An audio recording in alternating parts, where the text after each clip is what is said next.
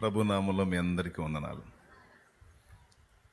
దైవజనులకి, విశ్వాసులకి, వచ్చిన వాళ్ళు ఎవరైనా సేవకులు ఉంటే వారికి, సువార్థికులకి, ఒకవేళ లైవ్ ఉంటే లైవ్లో అందుబాటులోకి వచ్చిన బిడ్డలందరికీ, అలాగే అటుపక్క గ్రౌండ్లో చైర్స్లో ఉన్నటువంటి బిడ్డలకు కూడా హృదయపూర్వక వందనాలు తెలియజేస్తూ ఉన్నాను. అందరికీ వందనాలు. చీరాల్లో పరిచర్య చేయాలనే అభిలాష సంవత్సరాలుగా ఉంది నాకు. అది ఈరోజుది కాదు, సంవత్సరాల నిరీక్షణ. అయితే ప్రతి దానికి ఒక సమయం ఉంది. దేవుడు తన సమయంలో కార్యాన్ని జరిగిస్తాడు. ఆ సమయం ఆసన్నమయ్యేంత వరకు ఆయన బలీయమైన చేతి కింద దీన మనస్కులై ఉండటమే మన పని. మనం తపన పడితే అన్నీ కావు. దేవుడు పూనుకోవాలి, కార్యసిద్ధి జరగాలి. ఆమేన్. కాబట్టి సంవత్సరాలుగా నేను ఆశ కలిగి ఉన్నప్పటికీ ఆ సమయం కోసం ఎదురు చూశాను. అంతేకాదు, ఒక చోట ఒక పరిచర్య జరగాలి అంటే, ఒక సంఘం కట్టబడాలి అంటే సమర్థులైన ఆత్మీయ నాయకులు కూడా కావాలి. ఆత్మీయ నాయకులు తయారైన దాకా నిరీక్షించాల్సిందే. అట్లాంటి పాత్ర నాకు అందుబాటులో ఉంటే ఆ పాత్రని దేవుని కొరకు వాడటం క్షేమకరం, దీవెనకరం.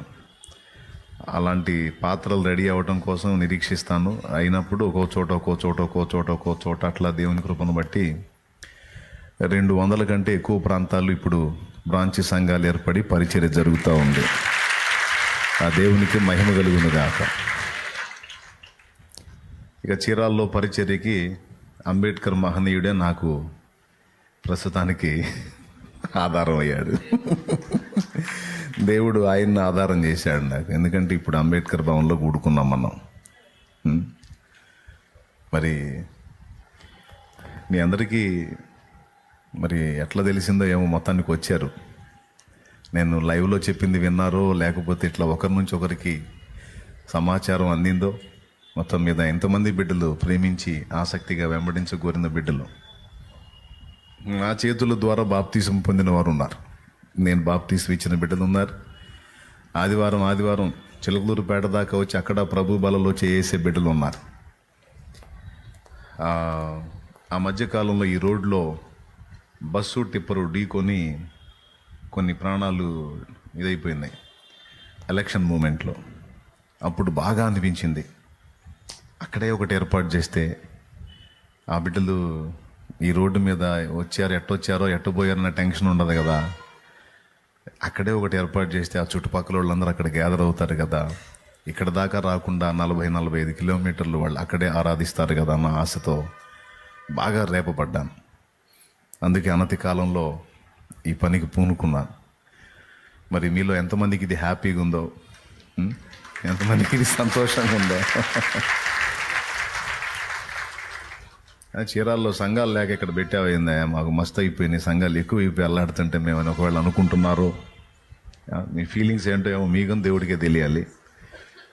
సంఘాలు ఉన్నాయి, సేవలు జరుగుతున్నాయి, దైవజనులు గొప్పవాళ్ళు వాళ్ళ సేవలు వాళ్ళు చేస్తున్నారు. కానీ నాకు దేవుడు అనుగ్రహించిన ఆత్మలు కూడా కొంతమంది ఇక్కడ ఉన్నారు. వారికి నా బాధ్యత నేను నెరవేర్చాలి, నా రెస్పాన్సిబిలిటీ ఉంది. అందుకని బాధ్యతగా నేను ఇక్కడ స్టెప్ తీసుకోవడానికి నిర్ణయించుకున్నాను. ఈరోజు మీరందరూ ఇక్కడ కూడి రావటం దేవునికి మహిమ, నాకెంతో సంతోషం. మీ ఆసక్తిని బట్టి నా దేవునికి మహిమ. బైబిల్ గ్రంథంలో 119వ కీర్తన ఒకసారి తీయండి. 119వ కీర్తన 89 నుంచి చదువున్నాయి. యెహోవా, నీ వాక్యము ఆకాశమందు నిత్యము నిలకడగానున్నది. నీ విశ్వాస్యత తరతరములుండును. నీవు భూమిని స్థాపించితివి, అది స్థిరముగానున్నది. దేవునికి స్తోత్రం కలుగును గాక. బైబిల్ గ్రంథంలో 119వ కీర్తన 89 నుంచి 91 వచనం వరకు మనం చదువుకున్నాం. అందులో 91వ వచనంలో చెప్పబడినటువంటి మాట, సమస్తము నీకు సేవ చేయుచున్నవి, కావున నీ నిర్ణయము చొప్పున అవి నేటికి స్థిరపడి ఉన్నవి అని భూమి ఆకాశములను గురించి ఆయన ప్రస్తావించినట్టు కనబడుతుంది. నాదొక ప్రశ్న. పైన ఆకాశాన్ని గురించి తర్వాత భూమిని గురించి ఆయన మాట్లాడినప్పుడు భూమి ఆకాశములు నీకు సేవ చేయుచున్నవి అని మాట్లాడాలి. పైన ఆకాశాన్ని చూపించి కింద భూమిని చూపించి సమస్తమును నీకు సేవ చేయుచున్నవి అనే మాట మాట్లాడాడు. సమస్తము అంటే పైన ఆకాశం కింద భూమే ఉందా? భూమి మీద చరాచర జగత్తు ప్రాణికోటి లెక్కించలేనంత ఉంది. ఆకాశ పక్షులు, భూ జంతువులు, నేల ప్రాకిడి పురుగులు, సముద్ర చేపలు, మానవులు, కోటాను కోట్ల జీవులు, ప్రాణులు ఉన్నాయి. బాగా వినండి. అలాగే ప్రాణులన్నిటిలో శ్రేష్టం, దేవుడికి శ్రేష్టం ఏంటంటే మానవ జాతి. సమస్త ప్రాణకోటిని మానవ జాతి కోసమే దేవుడు నిర్ణయించాడు, నిర్మించాడు. పశుపక్షాదులు, చెట్టు చేమ, నీరు, సమస్త ప్రకృతి వనరులు ఇవన్నీ కూడా మన కోసమే ఏర్పాటు చేశాడు. ఇప్పుడు మనుషుల జీవితాలను తీసుకుంటే మనుషులు అంటే ఒట్టి జీవం కలిగిన బొమ్మలే కాదు. మనుషులు అంటే మనుషుల జీవితాలు. ఆ జీవితాల్లో రకరకాల పరిస్థితులు. కొంతమందివి చేదైన అనుభవాలు, కొంతమందివి ఆనందకరమైన అనుభవాలు, కొంతమందివి మారా అనుభవాలు, కొంతమందివి మధురమైన అనుభవాలు, కొంతమందికి మేలులు, కొంతమందికి కీడులు. ఇట్లా భూమి మీద ఉన్న పరిస్థితుల్ని మనం అంచనా వేసుకుంటే చాలా విషయాలు ఉన్నాయి. ఇన్ని సంగతులు దేవుడు దృష్టిలో పెట్టుకొని మాట్లాడాలి. కానీ ఆయన ఆకాశాన్ని భూమిని గూర్చి మాత్రమే మాట్లాడి సమస్తము నీకు సేవ చేయుచున్నవి అని తన దాసుని ద్వారా పలికించాడు. ఇప్పుడు దేవుని ఎదుట దేవునికి అసాధ్యమైనది ఏదైనా ఉందా?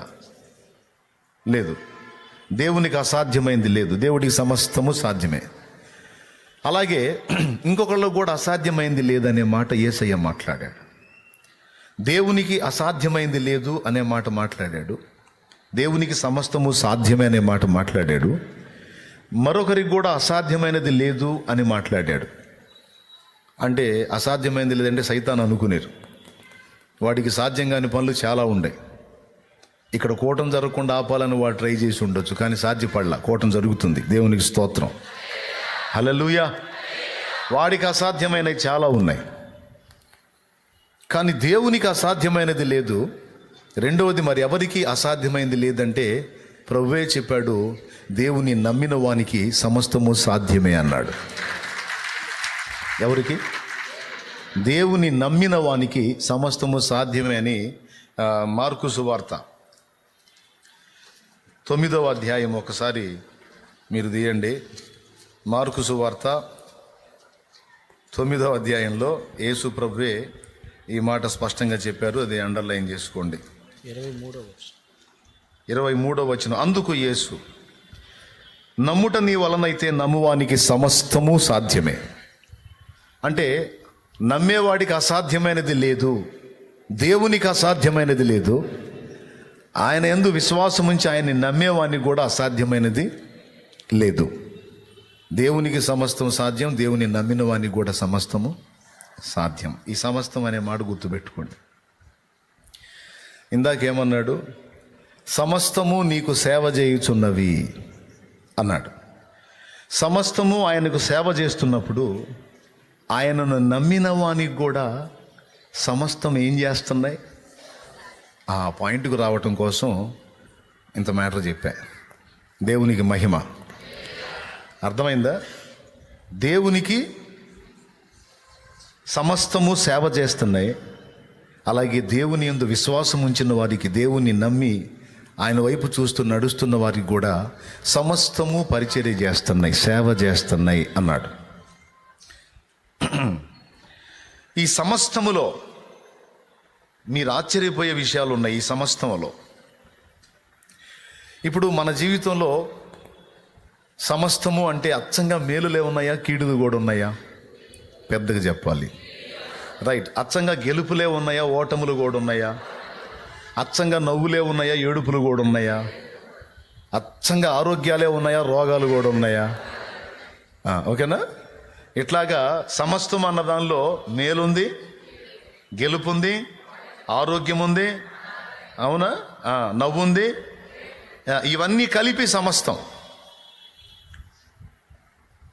అయితే విచిత్రమైన మాట రోమాపత్రిక 8:28 దేవుడు రాయించాడు. అచ్చంగా ఈ మాట మొత్తాన్ని తీసుకొని ఒక పాట చేసి పాడుకున్న పరిశుద్ధాత్మ ప్రేరణలో. రోమాపత్రిక 8:28. దేవుని ప్రేమించు వారికి అనగా ఆయన సంకల్పము చొప్పున పిలువబడిన వారికి మేలు కలుగుటకై సమస్తమును సమకూడి జరుగుచున్న. సమస్తం అంటాడు, గుర్తుపెట్టుకోండి. దేవుని ప్రేమించు వారికి అనగా ఆయన సంకల్పము చొప్పున పిలువబడిన వారికి మేలు కలుగుటకే సమస్తమును సమకూడి జరుగుచున్నవి అన్నాడు.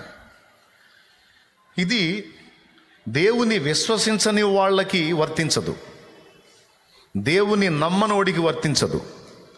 దేవుని నమ్మనోడికి అసాధ్యాలు చాలా ఉంటాయి, కానీ దేవుని నమ్మిన వానికి సమస్తము సాధ్యమే అనేది ఎలా వర్తిస్తుందో, దేవుని నమ్మిన వానికి సమస్తము సేవ చేస్తాయి అనేది ఎలా వర్తిస్తుందో, దేవుని నమ్మిన వారికి సమస్త పరిస్థితులు కట్టగట్టుకొని మేలుకే తీసుకొస్తాయి అనేది కూడా తిరుగులేని సత్యం. Amen, amen. ఈ పాయింట్ సరిగ్గా మనకి అర్థమైందనుకో, ఇక దిగులు, వేదన, దుఃఖం, బాధ, విచారం అనే దానిలో మనం బతకం. మెయిన్గా ఒక్కటే మనం చూసుకోవాల్సింది, దేవుణ్ణి నమ్ముకున్నామా, దేవుని మీద ఆధారపడ్డామా, దేవుని యందు విశ్వాసం ఉంచామా, ఓకే, అక్కడ మనం పర్ఫెక్ట్గా ఉన్నాం, ఇంకంతే. ఇక నెక్స్ట్ నువ్వేంటంటే దేవుడు చెప్తున్న మాట, నీవు నిశ్చింతగా ఉండు, నిమ్మళంగా ఉండు, విశ్రాంతిలో ఉండు అనే మాట దేవుడు అనేక చోట్ల గ్రంథంలో రాయించాడు. నన్ను విశ్వసించిన వాడికి అసాధ్యాలు ఉన్నాయి, రకరకాల పరిస్థితులు వాడికి ఉన్నాయి, అవన్నీ వానికి ఎందుకు వస్తాయో వానికి తెలియదు. కానీ నన్ను విశ్వసించిన మీకు సమస్తము సాధ్యం అనేది మొదటిది, రెండవది సమస్తము మీకు సేవ చేస్తాయి అనేది రెండవది, మూడవది సమస్తము సమకూడి మీ మేలుకే వస్తాయి అనేది.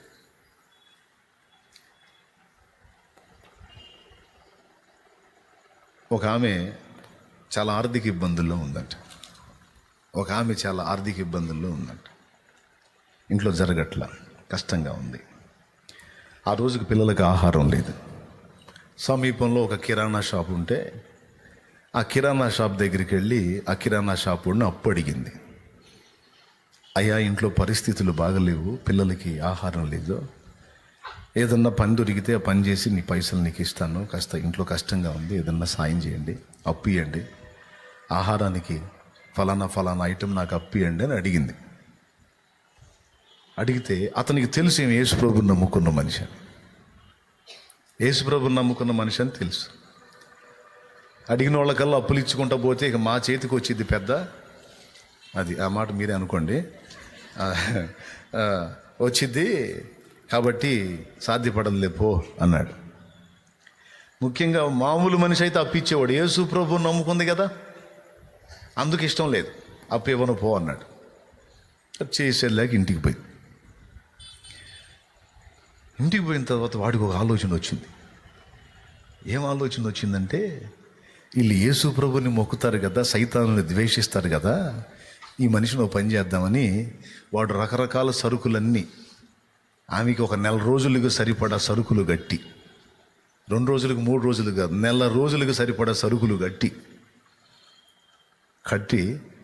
ఒకటికి ఇచ్చి ఆమె ఇంటికి పంపించాడు. వాడొచ్చి తలుపు కొట్టాడు. ఆమె తలుపు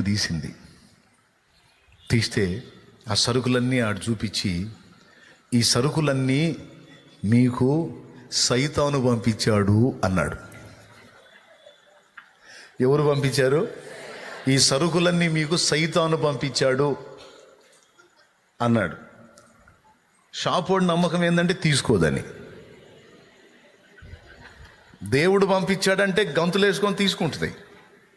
సైతాను పంపించాడంటే మాకొద్దు, ఆ సైతాన్ ఇచ్చిన వద్దు పో అంటదని వాడు అనుకొని పంపించాడు 4 రోజుల సరుకులు. ఆమె ఏం చేసింది తెలుసా? దేవునికి స్తోత్రం హల్లెలూయా అని మొత్తం లోపల పెట్టేసుకుంది. మొత్తం లోపల పెట్టి వాడు బిత్తరపోయి చూస్తున్నాడు. సైతాన్ ఇచ్చాడు ఇవన్నీ, సైతాన్ ఇచ్చాడు అంటే ఏం పర్లా హల్లెలూయా. మొత్తం లోపల సర్దుకుంది. వాడు అడిగాడు, మీరు దేవుడిస్తే తీసుకుంటారు కదా, సైతాన్ ఇచ్చాడంటే ఎట్ట తీసుకున్నావు అంటే, నా దేవుడు ఆశ్చర్యకరుడంటే ఏమో అనుకున్నాను, అద్భుతకరుడంటే ఏమో అనుకున్నాను, సమస్తము ఆయనకి సేవ చేస్తాను అంటే ఏమో అనుకున్నాను. ఆయన పిల్లలకి సైతాను చేత కూడా సేవ చేపిస్తున్నాడు నా దేవుడు. ఆయన పిల్లల కోసం సైతాను గాడి చేత కూడా సేవ చేపిస్తున్నాడు. లేకపోతే ఆడికేం కర్మ నాకు పంపించాలని? సైతాను గాడికి కూడా ప్రేరణ కలిగించాడు నా దేవుడు, నా బిడ్డకి సరుకులు పంపించిన దరిద్రుడా అని. ఆడికి ప్రేరణ కలిగించాడు కాబట్టి ఆడు నాకు పంపించాడు. లేకపోతే వాళ్ళోడికి పంపించుకోవాలి, వాళ్ళకి పంపించుకోవాలాడు. ఆడికి రివర్స్ కదా నేను, నాకెందుకు పంపించాడు?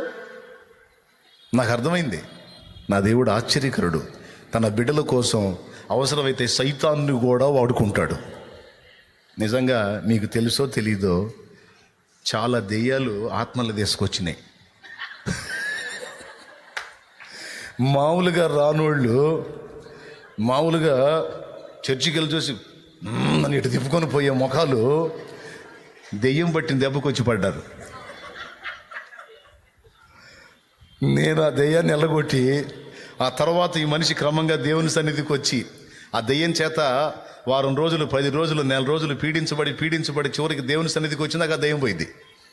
దెయ్యం పోయిన తర్వాత ఇక మందిరంలో స్థిరపడి ఆ మనిషి ఆరాధిస్తుంటే నాకు ఫస్ట్ దేవుడు గుర్తు వచ్చాడు, తర్వాత ఆ దెయ్యం గుర్తు వచ్చింది.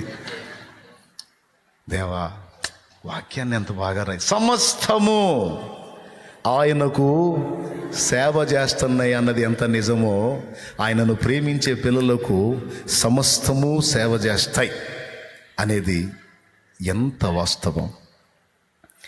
ఈ సత్యం అర్థమైతే మనకు కీడుగా పరిణమించినటువంటి పరిస్థితులు కూడా మనకు సేవ చేయడానికే అవి వచ్చినాయని నీకు నాకు అర్థమైతే, ఇక మన ముఖాల్లో విచారం, వేదన, దుఃఖం, కృంగుబాటు, దిగులు, సీదేయటాలు ఉండవు. ఎప్పుడన్నా చూడు, ఆనందమే పరమానందమే ఆశ్రయపురమైన యేసయ్యా నీలో, ఆపత్కాలములన్నిటిలో ఆదరించిన అక్షయుడా నీకే స్తోత్రము. ఆపత్కాలములన్నిటిలో ఆదరించిన అక్షయుడా నీకే స్తోత్రము. ఆనందమే పరమానందమే ఆశ్రయపురమైన యేసయ్యా నీలో అని ఎప్పుడన్నా చూడు పాటలు పాడుకుంటూ తిరుగుతావు, ఆనందంగా తిరుగుతావు. వంట చేసుకుంటున్నా పాటలే, పని చేసుకుంటున్నా పాటలే, పక్కన వాళ్ళకి మైండ్ పోవాలి. ఎప్పుడన్నా చూడు ఇగిలిస్తానే ఉంటావు, పాడుతానే ఉంటావు. నీకు బాధలు లేవా?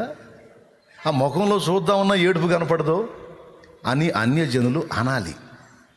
కానీ కొంతమంది విశ్వాసులు, పేరుకే విశ్వాసులు, కానీ వాళ్ళకి ఈ సంగతులు తెలియవు. ఎప్పుడన్నా చూడు తుమ్మల్లో పొద్దుపొడిసినట్టు పెడతారు ముఖాలు. సువార్త చెప్పడం కూడా ఎట్ట చెబుతారు అనుకున్నావు? నమ్ముకో వదినా, యేసుప్రభు నువ్వు కూడా నమ్ముకో, నేను నమ్ముకున్నాను నువ్వు కూడా నమ్ముకో అని ఏడుపు ముఖంతో చెబుతే ఎవడన్నా నమ్ముకుంటాడా? బెదరు నమ్ముకో, బెదరు నువ్వు కూడా యేసుప్రభు నమ్ముకో, పరలోకం పోతాం, నమ్ముకో అంటే ఎవడన్నా నమ్ముకుంటాడు? మరి బాబా నువ్వు పోతున్నావు, నీ ముఖం అట్టుంది, నువ్వు ముందు బాగుండాయా, నువ్వు సంతోషంగా ఉండు, తర్వాత చూద్దాం లేదన్నా ఉంటే. ఎందుకు?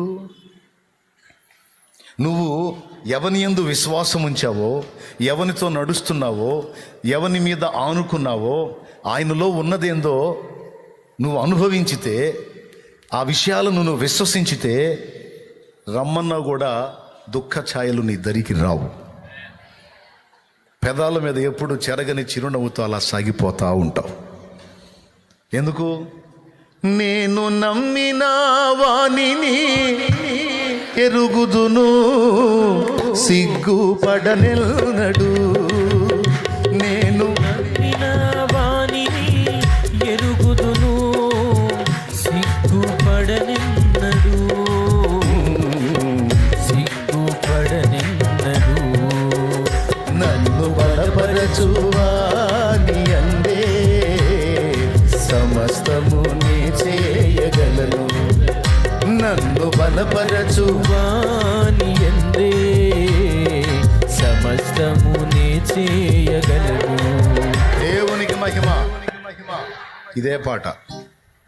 దేవుని కృపను బట్టి నేను చిలకలూరుపేటలో యేసుప్రభుని నమ్ముకున్న తర్వాత, శాంతినగర్లో కాపురం పెట్టిన తర్వాత, చాలామంది నా ఫ్యామిలీలో ఉన్న ఆనందాన్ని చూసి వచ్చి కూర్చున్నారు.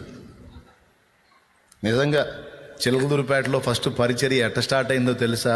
కుటుంబ ప్రార్థన ద్వారా స్టార్ట్ అయింది. Only family prayer. తట్టెడు అప్పులు ఉన్నాయి. మీలో అప్పుల వాళ్ళు ఎంతమంది ఉన్నారు? చేతులు ఎత్తండి. అప్పులు ఇచ్చిన వాళ్ళు కాదు, అప్పులు తెచ్చుకున్నవాళ్ళు. తెచ్చుకున్నవాళ్ళు చేతులు ఎత్తండి. అమ్మా, ఏందో ఈ అనుబంధం నాకు అర్థం కాదు. ఏ ఊరు పోయిన అప్పులోళ్లే నాకు. వద్దన్నా నాకు అప్పులోళ్ళు సమృద్ధి. అబ్దుల్లా గుహలో దావీద్ దగ్గరికి అందరూ ఈ శాలతీలే పోయారంట. అట్లనే నేను ఎక్కడికి పోయినా నాకు ఈ శాలతీ. పర్వాలేదులే, మీకోసమే నన్ను ఉంచాడు దేవుడు. ఏమండి,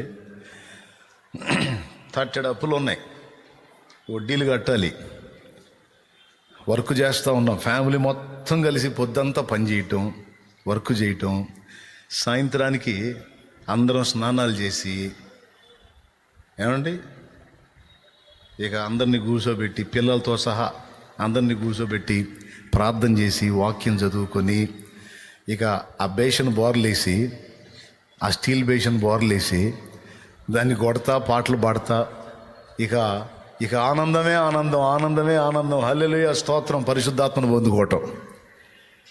ఈ హడావుడి, ఈ ఆనందకరమైన అనుభవం నా కుటుంబంలో చూసి ఒక్కొక్కరు నా కుటుంబంలోకి, నా ఇంట్లోకి వచ్చి కూర్చొని నాతో పాటు కలిసి ఆరాధించడం మొదలుపెట్టారు. తండ్రి సన్నిధి మినిస్ట్రీస్ పరిచర్య ఇలా ప్రారంభమైంది. ఈ విధంగా స్టార్ట్ అయింది. ఆ చిన్న కుటుంబంలో స్టార్ట్ అయినటువంటి ఆ కుటుంబ ప్రార్థనలో చుట్టుపక్కల వాళ్ళందరికీ మాలాగా అప్పులు ఉన్నాయి, సమస్యలు ఉన్నాయి. కానీ వాళ్ళ కుటుంబాలు ఈ ఆనందం లేదు. వాళ్ళకు డౌటు, మన ఫ్యామిలీలో కూడా ఇలాంటి సమస్యలు ఉన్నాయి, కానీ మనకంటే ఎక్కువ బాధలు వాళ్ళకున్నాయి. కానీ ఎలా ఉండగలుగుతున్నారా ఇంత ఆనందంగా, ఇంత ప్రశాంతంగా, ఇంత ప్రతిరోజు, మళ్ళీ ఒకరోజు కాదు, ఎవ్రీడే, ప్రతిరోజు సాయంత్రానికి మొత్తం స్నానాలు చేయటం, ఇక గదిలో కూర్చోవటం, బేషన్ బోర్లు వేయటం, దరువు వేయటం, పాటలు పాడటం, యేసయ్య పాటలు, స్తుతి, ఆరాధన, పరిశుద్ధాత్మతో నింపబడటం, ఇదే పని. ఈ కళ ఉంది చూశారు, ఈ సంతోషం, ఈ కుటుంబంలో ఐక్యత, అందరూ కలిసి ఆరాధించటం, పాడటం, ప్రార్థించటం, దేవుని మహిమపరచటం, ఈ ఆకర్షణ ఉంది చూసారా, ఇది ఆ సమాజంలో చాలామందిని తీసుకొచ్చి నా ఇంట్లో కూర్చోబెట్టి ఇల్లు ఫుల్ అయ్యి చివరికి బయట కూర్చోవలసి వచ్చింది. దేవునికి మహిమ. నేను ఇళ్ళమ్మటి తిరగల, ఆ శాంతి నగర్ బజార్లో పెట్టి నేను తిరగల, ఎవరి ఇళ్ళ దగ్గరికి వెళ్ళి నేను సువార్త చెప్పల. నా కుటుంబంతో కలిసి నేను దేవుల్లో ఆనందించటం అనే ఆకర్షణ చూసి చాలామంది, ఆ సమాజంలో చాలామంది రక్షణలోకి వచ్చారు. ఒక పరిచర్య, ఒక సంఘం అక్కడ స్టార్ట్ అయ్యి క్రమక్రమంగా ఆ ప్రదేశంలోనే పట్టజాలనంత పరిచర్య అయిపోయి చివరికి మందిరం కట్టి, అది జాలక రోడ్ల మీద పందిళ్ళేసి, మున్సిపాలిటీ రోడ్ల మీద పందిళ్ళేసి, మన అనుభవాలన్నీ అది జాలక మళ్ళీ ఇంకో చోటకు పోయి, అది జాలక చివరికి ఇప్పుడు ఉన్నటువంటి మందిర స్థలం దాదాపు అంత విస్తారమైనటువంటి పరిచర్యకు నాంది దేన్ని వాడాడో తెలుసా దేవుడు? ఆనందకరమైన, సంతోషకరమైన ఒక కుటుంబ సాక్ష్యాన్ని వాడాడు.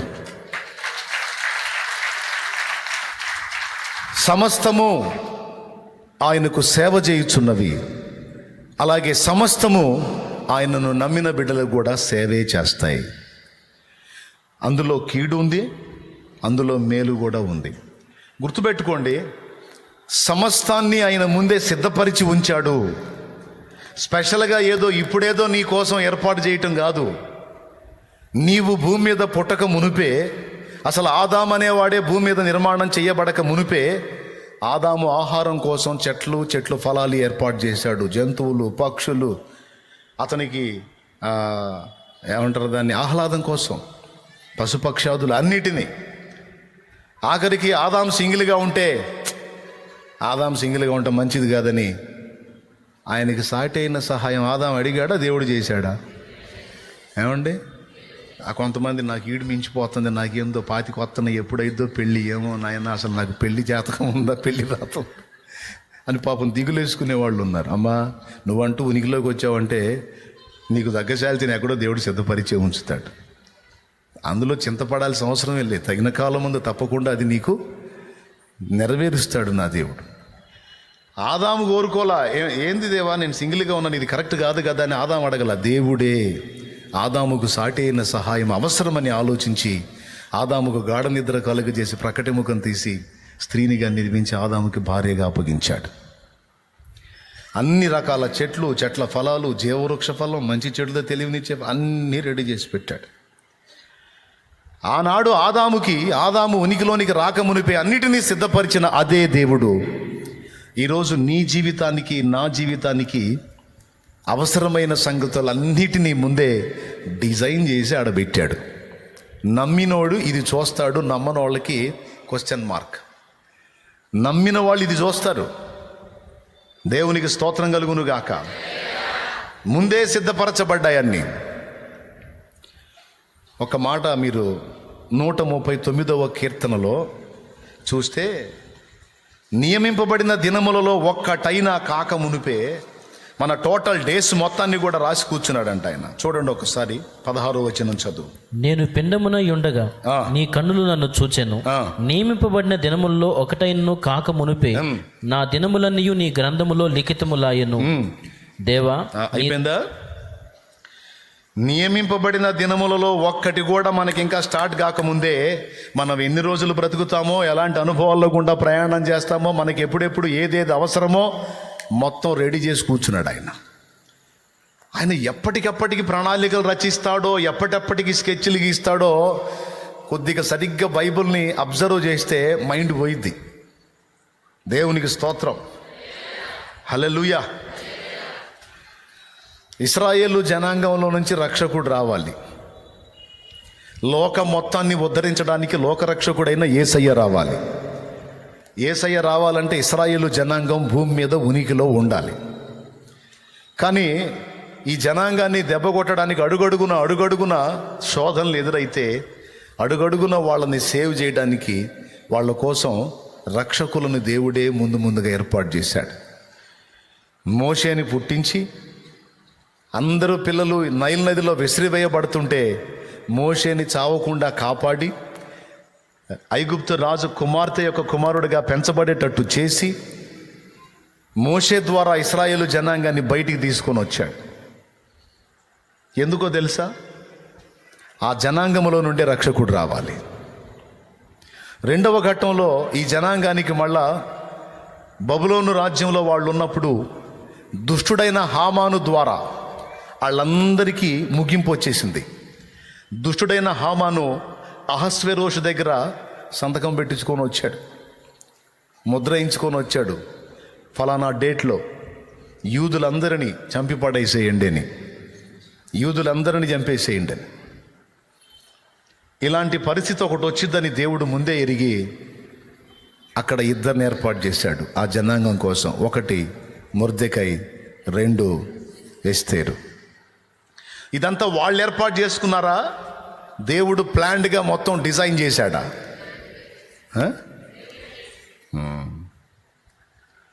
ఏ సమయానికి ఎలాంటి ప్రాబ్లం వస్తుందో ఆ ప్రాబ్లం వాళ్ళని నాశనం చేసిద్దా లేకపోతే వాళ్ళకి ప్లస్గా మారిద్దా మొత్తం ముందుగానే అంచనాలు వేసి ప్రీ ప్లాన్డ్గా ఎస్తేరు బాల్యంలోనే తల్లిదండ్రిని కోల్పోయి ఒంటరి కత్తిగా పెరిగింది. అన్న వరుస అయ్యేవాడు తండ్రిగా పెంచాడు. తనకి తల్లిదండ్రి లేని లోటు తెలుసు. అదే తల్లి ఆ ఎస్తేరే అహస్వేరోషుకు భార్య అయ్యేటట్టు చేశాడు. అంతమంది రాజకుమార్తెలు పోటీలోకి వెళితే వాళ్ళెవ్వరూ ఆమోదించబడలేదు. అహస్వేరోషు ఒక ఎస్తేర్ను మాత్రం ఆమోదించేటట్టు దేవుడు చేశాడు. ఇదంతా ఎందుకంటే ఆ జనాంగాన్ని కాపాడటానికి. ఎవరెవరిని ఏర్పాటు చేశాడు? అక్కడేమో మోషేని ఏర్పాటు చేశాడు, ఇక్కడేమో ఎస్తేర్ని ఏర్పాటు చేశాడు. ఆ తర్వాత ఇంకా చాలామందిని. ఇదంతా మనం పరిశీలన చేసుకుంటే ఎప్పుడో రాబోయే సమస్యకి మీరు సింపుల్గా ఆలోచన చేయండి. ఎస్తేరు ఎన్ని సంవత్సరాల వయసులో రాణి అయి ఉంటుంది? ఎన్ని సంవత్సరాల వయసులో ఎస్తేరు రాణి అయి ఉంటుంది? ఊరకు ఒక అంచనా, 25 ఏళ్ళు అనుకుందాం. 25 ఏళ్ళు అవునా? రాణి అయిన తర్వాత కొంతకాలానికి తన ప్రజల కోసం తను పోరాడి హామాను వైనం చేసి ప్రజల్ని సేవ్ చేసింది. ప్రజలకు సమస్య ఎప్పుడు వస్తుంది? ఇంచుమించు 25 సంవత్సరాల తర్వాత వస్తుంది. 25 సంవత్సరాల తర్వాత రాబోయే సమస్యకి 25 ఏళ్లకు ముందే ఎస్తేరును పుట్టించి కూర్చున్నాడు. ఎప్పుడు డిసైడ్ చేయబడింది? అసలు ఆయన నడిపింపులు ఏంటి? ఆయన ప్రణాళికలు ఏంటి? ఇప్పుడు ఆలోచించి చూడు. నీ పరిస్థితులన్నిటికీ ఎప్పుడెప్పటికి ఏది సమాధానం కావాలో, ఎప్పుడెప్పటికి ఏది నీకు అందాలో, ఏ టైంలో నువ్వు ఎలా చేంజ్ అవ్వాలో, ఏ విధంగా నువ్వు రూపాంతరం చెంది సాక్షివి కావాలో, ఎలాంటి అనుభవాల్లో నీకు ఎలాంటి సాయాలు అందాలో, అవన్నీ దీన్ని బట్టి ఆలోచించు. రెడీ చేయబడ్డాయా లేకపోతే బడతాయా? బడతాయా? రూఢిగా చెప్పండి. ఎంతమంది నమ్ముతున్నారు? మరెందుకు దడపడతారు? మరెందుకు జుట్టు ఊడిందాక ఆలోచిస్తారు? షుగర్లు బీపీలు పెరిగిందా ఎందుకు? నేను చెప్పిన ఈ విషయాలు నిజంగా మీరు మనస్కరించి మీ హృదయాల్లోకి తీసుకుంటే, ఇవి మీరు నిజంగా కలిగి ఉంటే ఆ పరిస్థితులు ఉండవు. వచ్చిన షుగర్ బీపీలు కూడా తగ్గిపోతాయి. నిజంగా మానసిక ఒత్తిళ్ళు పోతాయి. ఎందుకంటే నా తండ్రి నాకు సమస్తము ముందే సిద్ధపరిచి ఉంచాడు.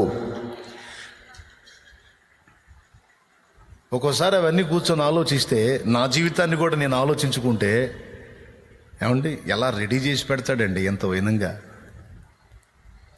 మీకు ఇశ్రాయేలు అరణ్య యాత్ర తెలుసు. వాళ్ళు యాత్ర చేసుకుంటా ఓ ప్రదేశానికి వచ్చి అక్కడ నీళ్లు తాగబోతారు. ఆ నీళ్ళన్నీ చేదుగా ఉంటాయి. చేదైన నీళ్లు ఉన్న స్థలం కనుక ఆ చోటికి మారా అనే పేరు వచ్చింది. మారా అనగా చేదు అని అర్థం. అవునా? అక్కడ వాళ్ళంతా మోషే మీద సణిగారు. ఇక్కడి నీళ్లు తాగటానికి పనికిరావు, ఇవి చేదుగా ఉన్నాయి, మమ్మల్ని చంపడానికి వచ్చావు. వాళ్ళంతే, అప్పుడప్పుడే పొగుడుతారు, అప్పుడప్పుడే రాళ్ళు ఎత్తుకుంటారు. అవి ఒక వింత జీవితాలు. అప్పుడప్పుడే ఆకాశానికి ఎత్తుతారు, అప్పుడప్పుడే ఎత్తి పడేస్తారు. మోషే మీద ధ్వజం ఎత్తారు అందరు కలిసి. మోషే దేవునికి వెళ్ళి చూశాడు. మరి ఆయనకుంది, ఆయనేగా. ఏంటైనా వీళ్ళ పరిస్థితి అని మోషే దేవునికి వెళ్ళి చూస్తే దేవుడు ఏం చెప్పాడో తెలుసా? అక్కడున్న ఒక చెట్టును చూపించాడు. మొక్కను చూపించాడా, చెట్టును చూపించాడా? అక్కడ ఏమనుంది? మొక్కనుందా, చెట్టునుందా? ఇంతగా వచనం ఎక్కడ ఉంది? ఏడో చాటు ఉందా? నిర్గమాకాండం 15వ అధ్యాయం 22వ వచనం. అది చూడండి ఒకసారి. నిర్గమాకాండం 15:22. మోషే ఎర్ర సముద్రం నుండి జనులను సాగజేయగా, మోషే ఎర్ర సముద్రం నుండి జనులను సాగజేశాడు. వారు షూరు అరణ్యంలోనికి వెళ్ళి దానిలో 3 దినములు నడిచిరి. అచ్చట వారికి నీళ్లు దొరకలేదు. అంతలో వారు మారాకు చేరిరి. మారాకు వచ్చారు. మారా నీళ్లు చేదైనవి గనుక వారు ఆ నీళ్లు త్రాగలేకపోయిరి, అందువలన దానికి మారా అను పేరు కలిగెను. ప్రజలు మేమేమి త్రాగుదుమని మోషే మీద సనుగు కొనగా అతడు యెహోవాకు మొరపెట్టాను. ఇవన్నీ నేను చెప్పాను, ఆ తర్వాత చదువు. అంతటా యెహోవా అతనికి ఒక చెట్టును చూపెను. ఆ మొక్కను చూపించాడా, చెట్టును చూపించాడా? పెద్దగా చెప్పాలి. చెట్టును చూపించి ఏమన్నాడు? అది ఆ నీళ్ళలో వేసిన తరువాత నీళ్లు మధురములాయెను. ఆ చెట్టును చూపించి ఏం చేయమన్నాడు? కొమ్మన, చెట్టున ఏముంది శామ్యులాడా? అంతటి యెహోవా అతనికి ఒక చెట్టును చూపెను. అది ఆ నీళ్ళలో వేసిన తరువాత నీళ్లు మధురములాయెను. చెట్టును నరికి వేస్తే నీళ్ళన్నీ చేదు క్షణాల్లో విరిగిపోయి అప్పటిదాకా చేదుగా ఉన్న నీళ్లు మధురమైన నీళ్లుగా మారిపోయినాయట. మధురములాయను అనుంది. బాగుంది. ఇప్పుడు నాకు వచ్చిన డౌట్ ఏంటంటే, ఒక మొక్క చెట్టుగా మారాలంటే ఎంతకాలం పట్టిద్ది? నెలల్లో అయిద్దా, సంవత్సరాలు పట్టిద్దా? మొక్కలు నాటిన వాళ్ళకి అనుభవం ఉంటుంది, చెప్పండి. సుమారు ఎన్ని సంవత్సరాలకు ఒక చెట్టు అయింది మొక్క? కనీసం అంత చెట్టు కావాలంటే, అంత మాత్రం చెట్టు కావాలంటే ఎన్ని సంవత్సరాలు అయిద్దండి? ఓ 10 ఏళ్ళు, 10 ఏళ్ళకి కానీ కాదు కదా. అంత మాత్రం మానుంటే మనం చెట్టు అంటాం, సన్నగుంటే మొక్క అంటాం. చెట్టు అన్నాడు అంటే ఆయన ప్రణాళిక చూడండి. వాళ్ళు ఐగుప్తు నుంచి విడుదల పొంది కరెక్ట్గా కొన్ని సంవత్సరాలకి వాళ్ళు ఆ నీళ్ల దగ్గరికి వస్తారు. వచ్చినప్పుడు అక్కడ నీళ్లు వాళ్ళకి చేదవుతాయి, వాళ్ళు తాగలేకపోతారు. కాబట్టి నేను వాళ్ళకి ఆ నీళ్లు విరిగిపోయి మామూలుగా మధురమైన నీళ్లుగా మారే విధంగా ఒక చెట్టును అక్కడ సిద్ధపరుస్తాను అని సిద్ధపరిచాడు. నాకు అర్థం కాదు, అడుగుతాను, ఎవరు నాటారు ఆ మొక్క? ఆ నీళ్లు చేదుగా ఉన్న ఈ మొక్క వేస్తే తీయగా మారిపోతాయని ఎవరన్నా ఐడియా వేసి నాటారా? అడవిలో ఎవరు నాటుతారండి? అడవిలో ఉన్న మొక్కలు దేవుడే నాటాడు. అసలు ఆయన ప్రణాళిక చూడండి, ఎప్పుడు రెడీ చేసి పెట్టాడు? 10 సంవత్సరాలకు ముందే తన బిడ్డలు ఆ ప్రదేశానికి వస్తే అక్కడి నీళ్లు వాళ్ళు త్రాగలేకపోతారు. కాబట్టి వాళ్ళు త్రాగాలంటే ఆ నీళ్లు మధురం కావాలి. మధురం కావాలంటే ఆ నీటిని విరగ్గొట్టేటువంటి చెట్టు ఒకదాన్ని అక్కడ పుట్టించాడు. దీన్ని బట్టి మీకు ఏమర్థమవుతుంది? ఒక పాయింట్ మీకు బాగా బలంగా అర్థం కావాలని చెబుతున్నాను నేను. అంటే ఎప్పుడు రెడీ చేశాడు? ఎస్తేరమ్మని ఎప్పుడు రెడీ చేశాడు? 25 ఏళ్లకు ముందు. 25 ఏళ్ల తర్వాత తన ప్రజలకు రాబోతున్న సమస్యకు 25 ఏళ్ల ముందే సమాధానాన్ని రెడీ చేసి పెట్టాడు.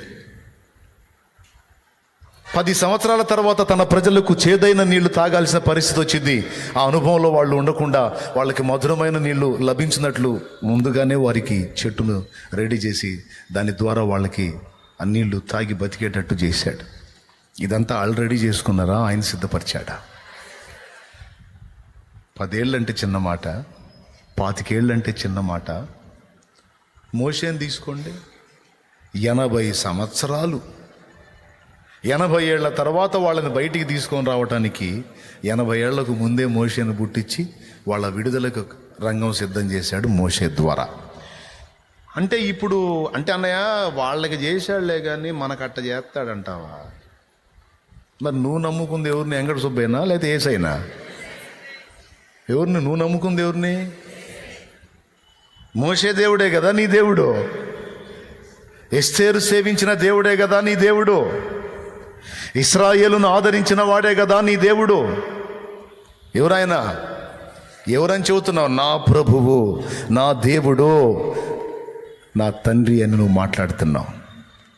ఆయన బాధ్యత గల తండ్రి అని నీ వెరిగితే ఆయన రెక్కల నీడలో నువ్వు విశ్రమించటం తప్ప ఇక రెండో పని లేదు. జీవిత యాత్రలో అలా సాగిపోతూ ఉండటమే నీ పని. ఆయా సందర్భాలకి, ఆయా పరిస్థితులకి కావలసిన ఏర్పాట్లు ముందే జరిగిపోయాయి. బైబిల్ గ్రంథంలో ఇంకొక వ్యక్తిని గురించి కూడా ఈ సందర్భంగా మీకు చెప్తాను. యోసేపు జీవితాన్ని మీరు ఒకసారి గుర్తు చేసుకోండి. ఏం చెప్పాను? 2 చెప్పాను, కీడు మేలు. సమస్తము ఆయనకు, ఆయనను నమ్మినోడికి కూడా, ఆయనను నమ్మిన బిడ్డకు కూడా. రైట్. అందులో మేలుంది, కీడుంది. యోసేపు జీవితాన్ని మీరు చూస్తే, యోసేపు అన్నలు యోసేపును చంపాలని ప్లాన్ చేసుకున్నారు. ఎందుకంటే ఆయన కలలు కన్నోడు ఊరకుండకుండా కలలు వాళ్ళకి చెప్తాడు. ఓ రోజు పోయి చెప్పాడు, అన్నయ్య నాకు ఒక కళ వచ్చిందిరా అన్నాడు. ఏందిరా చెప్పు అన్నారు. పనలు ఉంటాయి కదా అన్నయ్య, పనలు, పొలంలో పనలు, అవి నాకు 11 పనలు కనపడ్డాయి అన్నయ్య. మధ్యలో ఒక పన ఉంది అన్నయ్య, చిన్న పన. ఆ పనకి 11 పనలు సాగిలు పడుతున్నాయి అన్నయ్య. అట్టొచ్చింది అన్నయ్య అన్నాడు. చెప్పురా, అర్థమైందో చెప్పు అన్నారు. ఆ చుట్టూ ఉన్న పనులు మీరు, ఆ సాగిల పడ్డ పనులు మీరు, ఆ మధ్యలో నిలబడి ఉందే అది నేను. కడుపులో మండదు. అరే నువ్వెక్కడా, మేమెక్కడా, మేము నీ కాలు మొక్కాలా? మేమే నీ కాలు మొక్కాలా? కడుపులో అట్లా పెట్టుకొని ఉన్నారు వాళ్ళు. వాళ్ళకి ముందే ఇతనంటే నచ్చదు. దానికి తోడు ఇతను పోయి రెచ్చగొట్టడం. మళ్ళీ ఇంకోసారి పోతాడు, నక్షత్రాలు కనపడ్డాయి అంటాడు, మళ్ళీ అట్లాంటి కళ చెబుతాడు, మళ్ళీ వాళ్ళకి రేగిద్ది. చివరికి వాళ్ళు ఏం నిర్ణయానికి వచ్చారంటే, ఈ కలలు కనేవాడు వస్తున్నాడు, ఈ కలలు కనేవాడిని చంపి పడేద్దాం, వీడి కళ ఎట్లా నెరవేరిద్దో చూద్దామని దేవుడు యోసేపుకి ఇచ్చిన దర్శనాన్ని నాశనం చేయటానికి వాళ్ళు పూనుకున్నారు. చూడండి ఎంత దుర్మార్గపు ఆలోచన వచ్చిందో. ఎంత దుర్మార్గపు ఆలోచన అండి. సొంత వాళ్ళకి తోడబుట్టిన రక్త సంబంధి అయిన తమ్ముడిని నాశనం చేద్దామని డిసైడ్ అయిపోయారు. పట్టుకున్నారు. రాగానే పట్టుకుని ఆ చొక్కాని, అద్దాల అంగిని తీసేసి కొట్టి నీళ్లు లేని బావిలో వేశారు, ఒక గుంటలో. ఇక అక్కడే చావాలా. ఇంకా వాళ్ళు నెక్స్ట్ చేయాల్సింది ఏంటంటే ఆ గుంటలో ఉన్నోడి మీద రాళ్ళు వేసి చంపాలా. అది వాళ్ళ ప్లాన్. ఆ గుంటలో వేస్తే గుంటలో వాడు మొత్తుకుంటున్నాడు, అన్నా నన్ను బయటికి తీయండిరా, మీకు దండం పెడతానని. అస్సలు అతని మొర వింటల్లా. కనికరం లేని కఠినాత్ములు అయిపోయారు. కరెక్ట్గా వాళ్ళు భోజనాలు చేస్తూ ఉన్నారు. తిన్న తర్వాత ఇక మనం ఒక దారి చేద్దామని. కరెక్ట్గా అదే టైంలో ఇష్మాయేలీయులు ఐగుప్తుకు పోతున్నారు ఒంటెల్ని తీసుకొని. కరెక్ట్గా వీళ్ళు తినే టైంలో వాళ్ళు కనపడ్డారు. వాళ్ళు ఏ దేశం నుంచి వస్తున్నారో కరెక్ట్గా చూడు, ఎట్లా సింక్ చేస్తాడో, టైంని ఎట్లా సింక్ చేస్తాడో చూడండి. వాళ్ళు కనపడేసరికి ఈ యోధా అనేవాడికి ఆలోచన వచ్చింది, ఇన్ని చంపితే మనకేం వచ్చింది, ఆ ఇష్మాయేలీయులకి అమ్మితే డబ్బులు వస్తాయి కదా అన్న. వాళ్ళ బుర్రలోనే మార్పు. కరెక్టేరా అని గుంటలో ఉన్నోడిని బయటికి తీశారు. రారా అని బయటికి తీసి చేతులు కట్టేసి అన్నలు వాళ్ళ దగ్గరికి తీసుకెళ్ళి, ఇదిగో బానిస, ఎంత రేటు కడతారో కట్టండి అన్నాడు. అన్నా నన్ను బానిసగా అమ్మటం ఏందన్నా, మీ రక్త సంబంధింది అన్న, మీ తోడబుట్టినోండి అన్న, నన్ను ఇట్లా చేయటం ఏందన్నా? అన్న పెద్దన్నా, అన్న రెండన్నా, అన్న యూదా అన్న ఇస్సాకార్ అన్న, నఫ్తాల్ అన్న, దాన్ అన్న, ఆషేర్ అన్న, ఎవరు మీరా అంటున్నారు, కొడుతున్నారు, నిలబెడుతున్నారు. సొంత వాళ్ళు. మౌనం అయిపోయాడు. వాళ్ళు మనిషిని చూసి రేటు కట్టారు. 20 తులాల వెండికి ఫైనల్ అయింది. 20 తులాల వెండి. తమ్ముడిని బేరం పెట్టారు, అమ్మేశారు. వాళ్ళు తీసుకొని పోయారు.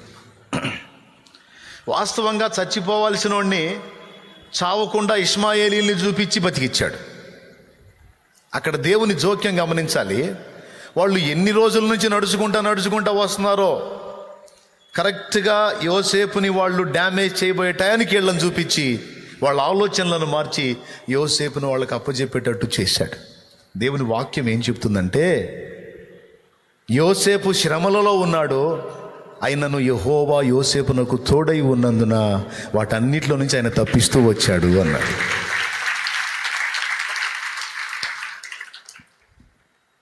బాగా వినండి. అవునా? అక్కడి నుంచి వాళ్ళు తీసుకెళ్ళి ఐగుప్తులో బేరం పెట్టారు. నడి రోడ్డు మీద ఒక జంతువు నిలబెట్టినట్టు రెక్కలు విరిచి కట్టి నిలబెట్టి బేరం పెట్టారు. 17 ఏళ్ళ యవ్వనస్తుడు. చాలామంది వచ్చి చూసి వెళ్తున్నారు. పోతి ఫెరో అనేవాడు వచ్చాడు. ఫరో దగ్గర రాజోద్యోగి వచ్చి చూసి అతన్ని చూడగానే ఇతనికి దయ పుట్టింది. వీడు నా దగ్గర పనికొస్తాడని అంతమంది వచ్చి చూసిపోతే పోతి ఫెరో మనసుకే అతను నచ్చేటట్టు చేసి పోతి ఫెరో అతను కొనుక్కొని పోయాడు. ఎవరిని? యోసేపుని. పోతి ఫెరో ఇంట్లోకి తీసుకెళ్ళిన తర్వాత యోసేపు అడుగు పెట్టాడు. ఆ ఇల్లు ఆశీర్వదించడం మొదలు పెట్టాడు దేవుడు. అప్పటిదాకా దరిద్రం దరిద్రం దరిద్రం దరిద్రం దరిద్రం. ఈ ఐగుప్తు వాళ్ళకి మన ఇండియా వాళ్ళలాగా శకునాలు చూసుకునే అలవాటు. మన ఇండియా వాళ్ళు కూడా గొడ్డు వచ్చిన వాళ్ళ బిడ్డ వచ్చిన వాళ్ళు, ముఖ్యంగా ఆంధ్ర వాళ్ళు అనుకుంటారు కదా, ఏంటిది గొడ్డు వచ్చిన వాళ్ళ బిడ్డ వచ్చిన అంటారు కదా. అట్లా యోసేపు అడుగు పెట్టాడు. అక్కడ ఆశీర్వాదం స్టార్ట్ అయింది. పోతిఫెరోకు అర్థమైపోయింది, నా ఇంట్లోకి వచ్చినోడు సామాన్యుడు కాదు. ఎందుకంటే అప్పచెప్పిన పని చేస్తాడు. పని అయిపోయిన తర్వాత వెళ్ళి క్రమంగా దేవునితో మాట్లాడుకుంటాడు. ఎందుకంటే తన తండ్రి అయిన యాకోబు దగ్గర నేర్చుకున్నాడు. చిరుప్రాయం నుంచి యాకోబు తనకు సమీపంగా ఉండే యోసేపుకి దేవుని సంగతులు అనేకం చెప్పుకుంటా పెంచుకొచ్చాడు. ఆ బాల్యం నుంచి దేవుని సంగతులు నేర్పటం వలన యోసేపుకి దేవుని ఎడల అచంచల విశ్వాసం కలిగింది. తను ఎదుర్కొంటున్న కఠినమైన శ్రమల్లో, ప్రతికూల పరిస్థితుల్లో ఇప్పుడు దేవుడు తప్ప తనకి మరో దిక్కు లేదు. తనల్ని కాపాడాల్సిన వాళ్ళే బేరం పెట్టి అమ్మేసుకున్నారు. ఇప్పుడు యాకోబు దగ్గర రాజకుమారులాగా పెరిగినోడు ఇప్పుడు బానిసగా ఊడిగం చేస్తున్నాడు. అప్పచెప్పిన పని నమ్మకంగా చేస్తాడు, అంకితమై చేస్తాడు. ఆ పని అయిపోయిన తర్వాత వెళ్ళి దేవునితో గడుపుతూ ఉంటాడు. పోతిఫెరో కనిపెట్టాడు, వీడు అందరిలాంటి వాడు కాదు, వీడు ప్రత్యేకమైన వ్యక్తే, వీడు భక్తే కాదు, వచ్చిన దగ్గర నుంచి దేవుడు నన్ను ఆశీర్వదిస్తున్నాడని ఎరిగి, యోసేపో ఇక నువ్వు వెట్టి చాకిరి చేయొద్దు, పని చేసే వాళ్ళ మీద నాయకుడు అయి ఉండు అని చెప్పాడు. అమ్మయ్య, చాకిరి తప్పిందిరా నాయన అనుకున్నాడు. ఈ చాకిరి తప్పింది, ఇంకో శోధన స్టార్ట్ అయింది. పోతిఫెరో భార్య కొంచెం దుష్టురాలు. ఆమె తప్పుడు ఆలోచన చేసి యోసేపుని పలు విధాలుగా శోధించడం మొదలుపెట్టింది. ఎట్లనో బతికి బయటపడ్డాను అనుకుంటే ఇదొక సైతాన్ శోధన అయిపోయింది నా ప్రాణానికి. ఏంది నాయన నాకు ఈ గొడవ. చివరికి ఆమె ఒకరోజు యోసేపుని అభ్యంతరపరిచింది. యోసేపు మాత్రం రాజీ పడలేదు. ఏమాత్రం యోసేపు మెతక వైఖరి చూపించినట్లయితే చాలామంది డ్యామేజ్ అయిపోయేవాళ్ళు, చాలామంది లక్షల మంది దెబ్బతినేవాళ్ళు. అదేంది అంటారా?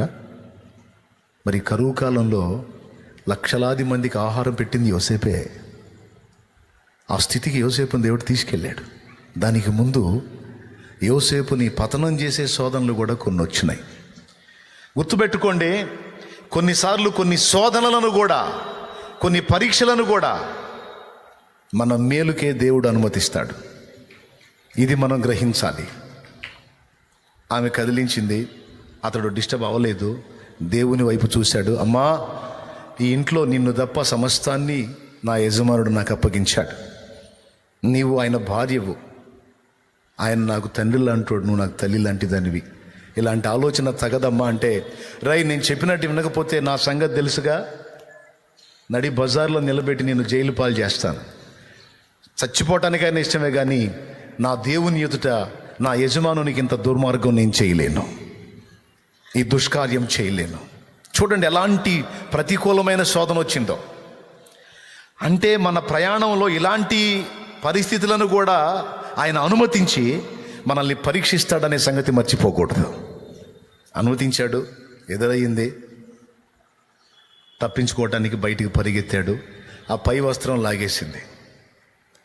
ఆ వస్త్రం చేతిలో పెట్టుకొని, నా భర్త ఎంత పనికిమాలినోడు చూడు, ఆ హెబ్రీ దాసుడిని తీసుకొచ్చాడు, వాడు నన్ను బలాత్కారం చేయబోయాడు, ఇదిగో వాని వస్త్రం అని ఏం చూపిస్తుంది. వస్త్రం వచ్చిన వాళ్ళకైనా మైండ్ పనిచేయాలిగా.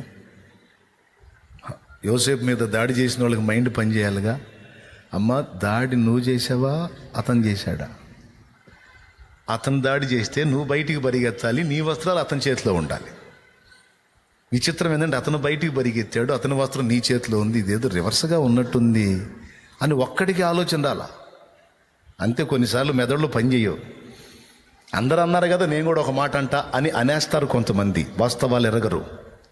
అదే ఇది నింద అయి ఉండొచ్చు కదా, దీన్ని మనం ఎందుకు నిజం అనుకోవాలి అని నెగిటివ్ కోణంలో ఆలోచించరు. నలుగురు అన్నారా, నాది కూడా ఒక రాయి అని వేసి వెళ్ళిపోతుంటారు కొంతమంది బతుకులు. అంతే, ఇట్లాంటి వాళ్ళు ఉన్నారు బైబిల్లో. ఎవరి చేతిలో ఉండాలి వస్త్రం?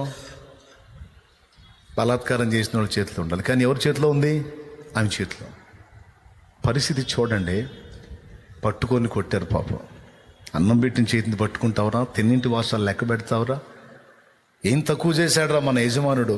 పని కూడా చేయొద్దని నిన్ను పని వాళ్ళ మీద నాయకుడిగా నిలబెడితే తిని కొవ్వెక్కి ఇలాంటి పనులు చేస్తున్నావని ఎన్ని తిట్టారో, ఎన్ని మాటలు అన్నారో, ఎంత దూషించారో.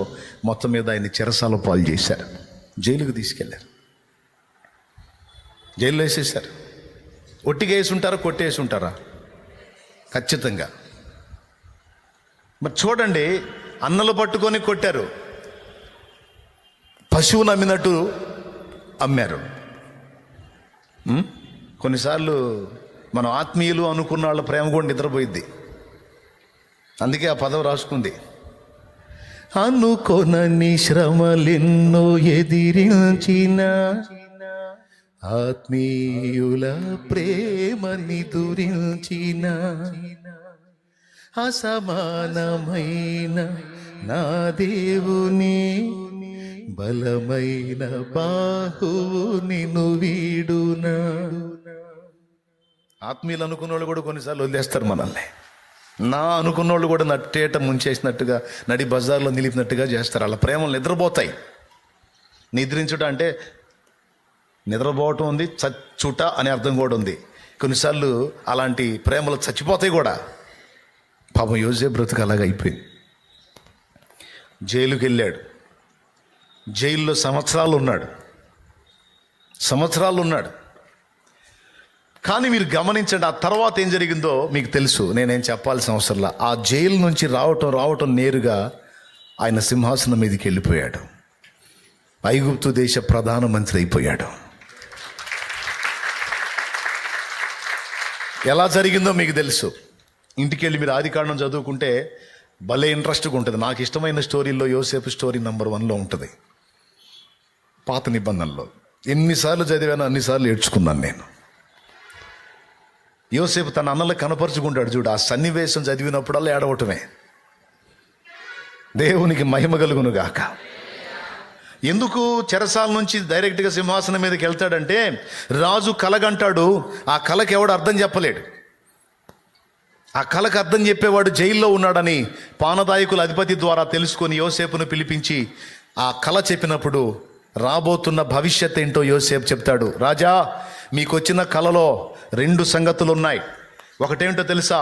రాబోతున్న 7 సంవత్సరాలు సమృద్ధిగా పంట పండబోతుంది. సమృద్ధిగా పంట పండే సంవత్సరాలు 7, ఆ తరువాత కఠినమైన కరువు తాండవించే సంవత్సరాలు 7. 7 ఏళ్ళు సమృద్ధి పంట వస్తుంది. ఈ సమృద్ధి పంటని కానీ మీరు జాగ్రత్త చేశారంటే ఆ తర్వాత రాబోయే 7 ఏళ్ల కఠిన కరువులో ప్రజల్ని బ్రతికించిన వాళ్ళు అవుతారు మహారాజా అని చెప్పినప్పుడు రాజుకు సంతోషం కలిగి, ఎస్ కరెక్ట్, అర్థం అదే అని ఎరిగి, ఆ పని ఇంకా ఎవరో కాదు నువ్వే చేయాలి అని ఒక్కసారిగా ఆ ధాన్యాగారం అంతటి మీద ఏలికం చేస్తాడు. ఆ తరువాత యోసేపు నమ్మకత్వానికి మెచ్చి చివరికి ఏమంటాడో తెలుసా ఫరో? యోసేపు, ఐగుప్తు మొత్తానికి నేను ఫరో, నాకు నా ఇంటి కూడా నువ్వు ఫరో.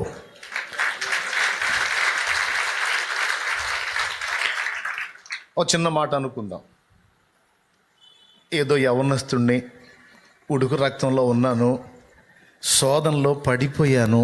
కొంతమంది అంటారు కదా, నిలవలేక పడిపోయాను అన్నయ్య, ఉండలేక పడిపోయాను అన్నయ్య అంటుంటారు కదా. అట్లా బెండై ఒకవేళ ఐగుప్తురాలి ఇంట నిలబడితే అప్పుడు పరిస్థితి ఎలా ఉండదు ఒకసారి ఊహించండి. తన స్వార్థానికి, తన శరీరేచ్ఛకి, తనకొచ్చిన ఆఫర్కి తల వంచి ఒకవేళ పోతీఫెరో భార్యకి లోబడ్డట్టయితే యోసేపు ఎక్కడుండేవాడు? పోతీఫెరో ఇంట్లోనే ఉండేవాడు. ఏ స్థితిలో ఉండేవాడు? యజమానిని వంచన చేస్తూ యజమాని పంచలో చేరి యజమాని భార్యని ఇది చేస్తూ ఆ స్థితిలో ఉండేవాడు యోసేపు. అవునా? తర్వాత ఎప్పుడొకప్పుడు పాపం దాగదగా పోతే ఫెరవు జీకేవాడు, సాగుగొట్టేవాడు, లేకపోతే ఏం చేసేవాడో తెలియదు. కానీ అక్కడ బెండ్ అవ్వకుండా, మెత్తబడకుండా, రాజీ పడకుండా, పాపాన్ని అసహించుకొని తన పవిత్రతను కాపాడుకున్నందున ఆ ఒక్కడే లక్షలాది మందికి అన్నదాత అయ్యాడు. యోసేపు చెప్పినట్టు 7 ఏళ్ళు సమృద్ధి పంట పండింది. ఆ పండిన పంట అంతటిని భూగృహాలు నిర్మించి, నేల మాళిగలు నిర్మించి, అందులో కూలింగ్ వచ్చేటువంటి రాళ్ల చేత, చల్లదనం వచ్చే రాళ్ల చేత నిర్మాణాలు చేయించి, ఈ ధాన్యం అంతా దానిలో స్టాక్ చేసి 7 సంవత్సరాలు వచ్చిన పంటంతా దాచిపెట్టాడు. ఇక యోసేపు చెప్పినట్టు తదుపరి 7 ఏళ్ళు కఠినమైన కరువు స్టార్ట్ అయితే, ఆ 7 ఏళ్ళు వచ్చిన వాళ్ళందరికీ ధాన్యం ఇచ్చాడు. ఫరోకి డబ్బు వచ్చింది, ప్రజలకు ధాన్యము అందింది. ఆ కఠినమైన 7 ఏళ్ల కరువులో ఒక్కడు కూడా చావకుండా మొత్తం బతికారు. ఒక ఐగుప్తు దేశమే కాదు, చుట్టుపక్కల ఉన్న ప్రాంతాల వాళ్ళు కూడా వచ్చి కొనుక్కొని పోయారు. అంటే ఎంతమంది బతికారో చూడండి. ఒకడు తన జీవితాన్ని దేవునికి అంకితం చేసుకొని దేవుని వైపు చూస్తూ, నాకు జరుగుతున్నటువంటి ఈ అన్యాయాలకి నేను మాత్రం ఎందుకు నీతిగా ఉండాలి, నేను మాత్రం ఎందుకు పవిత్రంగా ఉండాలి, నేను మాత్రం ఎందుకు నిజాయితీగా ఉండాలి, నాకింత అన్యాయం జరిగింది, నా సొంత వాళ్ళే నన్ను నమ్మారు, నా అన్నవాళ్ళు నాకు లేరు అని మనసుని కఠినపరుచుకొని దుర్మార్గుడిగా మారిపోతే ఆ పరిస్థితులు ఎట్టుండే ఒక్కసారి ఊహించండి. ఈరోజు కొంతమంది అనుకుంటుంటారు కదా, నాకు అన్యాయం జరిగింది అన్నయ్య, అందుకే నేను ఇట్లా తయారయ్యాను, ఒకప్పుడు నేను ఇలా లేనో, నాకు అన్యాయం జరిగింది, నాకు ఇలా చేశారు, నాకు అలా చేశారు, అందుకే నేను ఇలా తయారైనని కొంతమంది మాట్లాడుతూ ఉంటారు. మరి నీలాగే యోసేపు అనుకుంటే తనకి వరుసగా అన్యాయాలు జరుగుతున్నాయి, దుర్మార్గాలు జరుగుతున్నాయి, కానీ దేవునికి వెళ్ళి చూస్తున్నాడు. ఏంది ప్రభువా, నేను చేసిన పాపం ఏంది తండ్రి, నేను చేసిన దుర్మార్గం ఏంది తండ్రి, చిన్నప్పటి నుంచి నీ మాటల్లోనే పెరిగాను కదా, ఎక్కడ నేను తప్పు చేశాను, పొలంలో వాళ్ళన్నా బుద్ధిహీనమైన పనులు చేశారు కానీ నేను చేయలేదు కదా తండ్రి, నేను నీ కొరకు ఇంత నీతిగా ఉంటే నాకు ఈ బాధలేని తండ్రి, నాకు ఈ సమస్యలేని తండ్రి, నాకు ఈ కష్టాలేని తండ్రి, వాళ్ళందరూ బాగున్నారు, నాకేంది తండ్రి ఈ పరిస్థితి. దేవుని సమాధానం ఏంటో తెలుసా? యోసేపు రేపు వాళ్ళందరినీ బతికించేది నువ్వేరా నాయనా, వాళ్ళందరినీ బతికించాల్సింది నువ్వే, వాళ్ళందరిని ఆదుకోవాల్సింది నువ్వే, వాళ్ళందరికీ అన్నం పెట్టాల్సింది నువ్వే. వాళ్ళకే కాదు నాయన, లక్షలాది మందికి అన్నం పెట్టాలి నువ్వు. అందుకే ఈ చేదైన అనుభవాల్లో కూడా నిన్ను తీసుకెళ్తున్నాను. నీకు ఈ అవసరం, నీకు మధురమైన అనుభవాలు దక్కాలంటే ఈ మారా అనుభవం నీకు అవసరం. ఈ ప్రతికూలతల్లో నువ్వు ప్రయాణం చేసి నేను అనుకున్న అంతస్తుకు నువ్వు చేరతావు. యోసేపు రివర్స్ అవ్వలా. నిజాయితీగా ఉన్నందుకు నాకేం ఒరిగింది, నీతిగా ఉన్నందుకు నాకేం ఒరిగింది, నేను కూడా తలొంచుతాను. ఒక్కొక్క భార్య అనుకుంటుంది, నా భర్త అంత నీతిమాలి తిరుగుతున్నాడు, అడ్డదిడ్డమైన తిరుగుళ్ళు తిరుగుతున్నాడు, పట్టించుకోవట్లా, నేనెందుకు నిజాయితీగా ఉండాలి, నేను కూడా ఎవడికొకడికి తలొంచుతాను అని బెండ్ అయ్యే వాళ్ళు ఉన్నారు.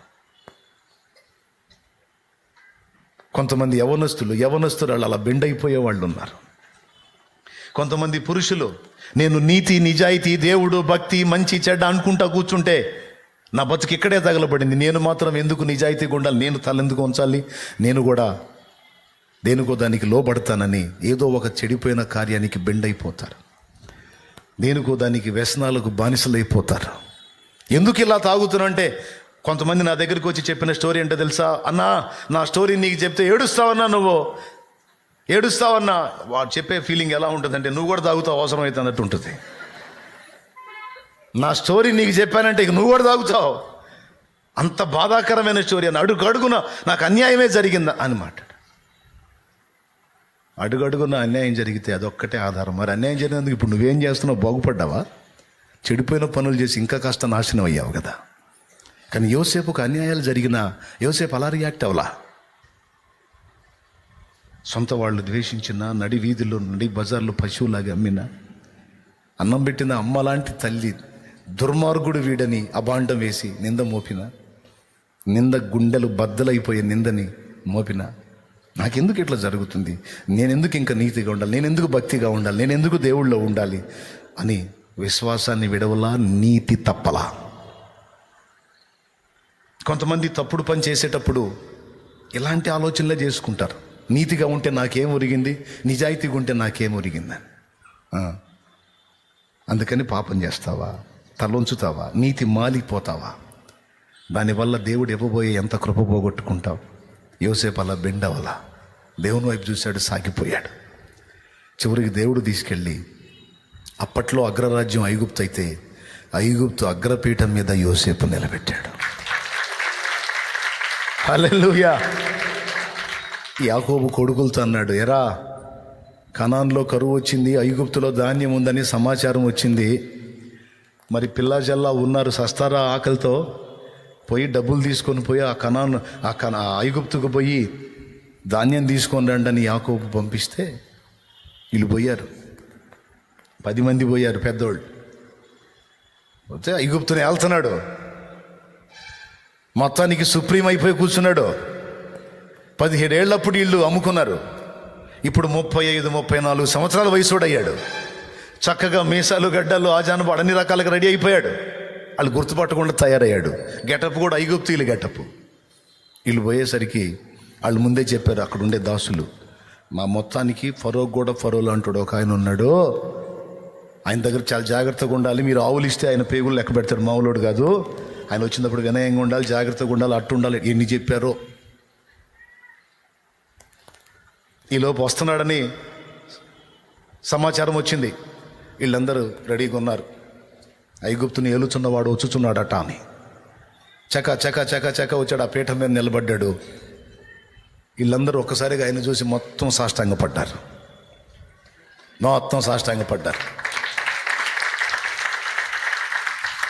యోసేపుకు డౌట్ వచ్చింది, ఈ మొఖాలు ఎక్కడో చూసినట్టుందే,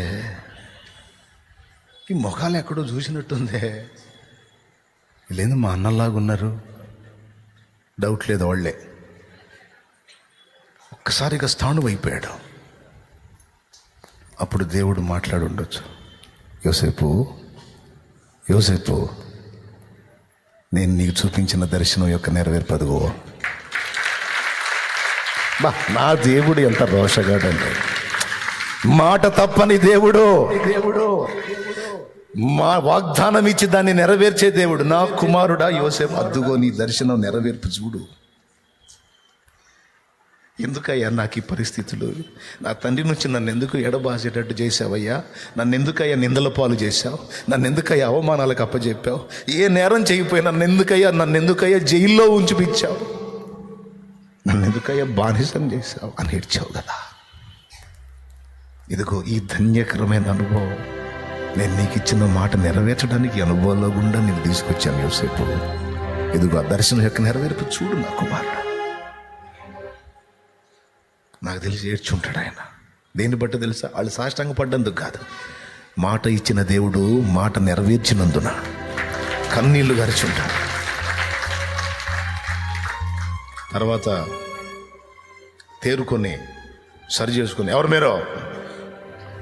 అయ్యా నీ దాసులమైన మేము కనాను వాసులం, అక్కడ కరువు వచ్చింది, ఇక్కడ ధాన్యం అమ్ముతున్నారంటే కొందామని వచ్చాం.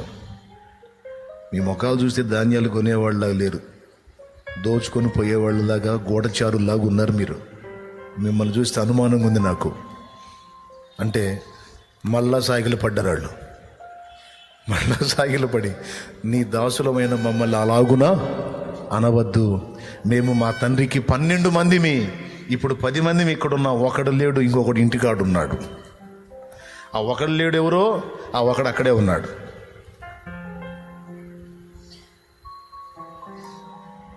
మా తండ్రి ముసలివాడు, దయచేసి మమ్మల్ని అలాగ అనవద్దు అని చెప్తే, మీ తండ్రి జీవించి ఉన్నాడా అన్నాడు. అతడు సజీవుడే. మళ్ళా ఏడుపు, నాన్న బతికే ఉన్నాడు, నాన్న ఇంకా సజీవుడయ్యే ఉన్నాడు. మళ్ళా ఏడుపు. సరే అని మళ్ళీ ఒకసారి బెదిరించి మొత్తం మీద వాళ్ళకి ఇవ్వాల్సిన ఇచ్చి, అన్నట్టు మీరు ఇంటికాడ ఇంకొకడు ఉన్నాడు అన్నారు కదా, నిజమేనా? అయ్యా నిజమయ్యా, అబద్ధం ఆడట్లేదయ్యా, మేము సత్య సంబంధులం. అవునా? సరే మీ 10 మందిలో ఒకడు ఇక్కడ ఉండండి, 9 మంది పోండి, ఈసారి ఆ ఇంటికాడ ఉన్నోడిని కూడా తీసుకొని రండి అన్నాడు. నీ దాసులమైన మేము మొత్తం పోవాల్సిందే, లేకపోతే మా నాన్న మమ్మల్ని ఊరుకోడు, ఎందుకంటే ఆల్రెడీ ఒకడిని పోగొట్టుకున్నాం మేము. మళ్ళా ఏడుపు, ఆ ఒకడక్కడే ఉన్నాడు. అవునా? అంటే నా తండ్రి నా గురించి ఆలోచిస్తూనే ఉన్నాడు, బాధపడుతున్నాడు. ఓకే, అయినా నేను నమ్మను. మీరు ఆ ఇంటికాడు ఉన్నాడు అన్నోడిని తీసుకొస్తే అప్పుడు మీరు గూఢచారులు కాదని నమ్ముతా, లేకపోతే మీ అంతు తేలుస్తా. పోయింది 10 మంది, ఇంటికి వచ్చింది 9 మంది. యాకోబు అడిగాడు, ఇంకొకటి ఏడురా అని. అక్కడ ఏలుచున్నవాడు అతన్ని ఆపేశాడు. మాకు కడసారి వాడు ఉన్నాడు అని చెప్పినందుకు వాడిని తీసుకొని రండి, ఈయన వదిలిపెడతాను అన్నాడు. మీరు ఎప్పుడు మంచి చేశారా? మీరు ఎప్పుడు శుభవార్త తీసుకొచ్చారా? దరిద్రులరా మీరు ఎప్పుడు తెచ్చినా ఇంతే కదరా. నా యోసేపును గాజేశారు, ఇప్పుడు ఈయన్ని కూడా తీసుకొచ్చి అక్కడ పెట్టొచ్చారు. ఇంటికాడు ఉన్నోడిని ఈయన తీసుకొని పోతామంటున్నారు. తీసుకుపోండి, చంపేయండి రా, మొత్తాన్ని చంపేయండి. పెద్ద ఆయన కోపం వచ్చిందని సర్దుకున్నారు. ఆ తెచ్చుకున్న ధాన్యం అంతా అయిపోయింది. ఏంట్రా ధాన్యం అయిపోయింది, మళ్ళా కరువు ఏంటి, తేరైంది పొయ్యి, ఎట్లా పోయామే, మమ్మల్ని గూఢచారులు అంటున్నాడు, దొంగలు అంటున్నాడు. ఈయన తీసుకొని పోతే కానీ ఆయన మమ్మల్ని నమ్మడు. సరే తీసుకొని పోండి, నేను కడుపు కోత అనుభవించాల్సి ఉంటే అనుభవిస్తాలే, పోండి చేసేద్దామని తీసుకొని పోయి ధాన్యం తీసుకున్నానంటే బెన్యామీని తీసుకొని పోయారు. పోయి 11 మంది నిలబడ్డారు అక్కడ. దర్శనంలో ఎంతమంది? అది మళ్ళా యోసేపు వచ్చి నిలబడ్డాడు. ఈసారి బెన్యామీన్తో సహా మొత్తం 11 మంది సాష్టాంగపడ్డారు. సంఖ్య కూడా తేడా రాదు. దేవునికి స్తోత్రం కలుగును గాక. హల్లెలూయా. తెచ్చారా? వీడేనండి, వీడే. చూశాడు బెన్యామీన్కి వెళ్ళి, పెద్దోడయ్యాడు. వీళ్ళిద్దరూ ఒక తల్లికి పుడతారు, రాహేలుకు పుట్టిన వాళ్ళు వీళ్ళిద్దరు. యోసేపు సొంత తోడ పుట్టిన తమ్ముడు. బెన్యామీన్ పెద్ద అయి ఉంటాడు. చూసి దగ్గర పిలుచుకొని, కుమారుడా నిన్ను నా దేవుడు ఆశీర్వదించుగాక అని దీవించి బెన్యామీన్ని ముద్దాడి లోపలికి పోయి తలుపులు వేసుకొని ఎలుగెత్తి ఏడుస్తాడు.